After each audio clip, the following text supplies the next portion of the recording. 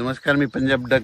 त्याच्यानंतर मराठवाड्याकडं बीड जिल्हा, लातूर जिल्हा, परभणी जिल्हा, जालना जिल्हा, संभाजीनगर, नांदेड जिल्हा, हिंगोली जिल्हा ते 30च्या दरम्यान चांगला पाऊस पडणार आहे. पण जुलैच्या पहिल्या आठवड्यात देखील चांगला पाऊस पडणार आहे. म्हणून ह्या मराठवाड्यातल्या शेतकऱ्यांनी घाबरून जाऊ नये.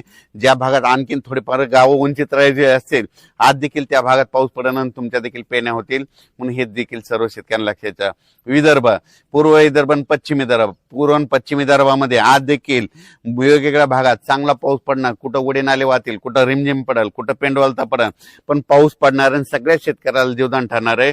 हे म्हणजे 30 जून पर्यंत असाच विदर्भात 6, 5, 11 जिल्ह्यामध्ये दररोज वेगवेगळ्या भागात पाऊस पडणार आहे. सगळीकडे एकदम पडणार नाही. आज ह्या जिल्ह्यात, उद्या त्या जिल्ह्यात, आज या गावात, उद्या त्या गावात, असं करत करत 30 तारखेपर्यंत, 30 जून पर्यंत विदर्भाच्या 11 जिल्ह्यात पाऊस पडणार आहे. त्यांचे देखील पेरणी लागणार आहे. पण विदर्भातल्या शेतकऱ्याला सांगू इच्छितो की जुलैच्या पहिल्या आठवड्यात मात्र तुमच्याकडे चांगला पाऊस पडणार आहे, धोधो पडणार आहे. म्हणून हे अंदाज लक्षात येतात.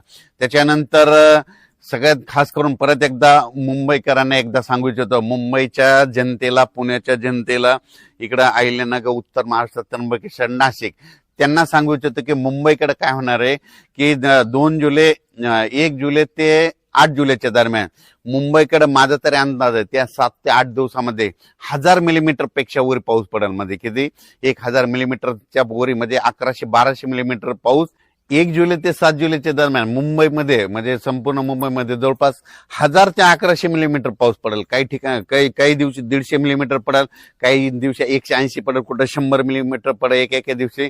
असं करत 7 दिवसामध्ये इतका पाऊस पडणार आहे. म्हणून मुंबईकरांनी म्हणजे त्या 8 दिवसामध्ये सतर्क राहावे, माझी ही विनंती आहे. ज्या ठिकाणी तुंबतं पाणी, ज्या ठिकाणी साचतं, त्या ठिकाणी सगळ्यात काळजी घेण्याचं. सगळ्यात याचा नंतर तुम्हाला काय केलं जाईल, पुन्हा आणखीन 1 तारखेला तुम्हाला आणखीन एक मेसेज दिला जाईल आणि कोणत्या टायमाला पाऊस येईल त्याचा सगळा डिटेल दिला जाईल.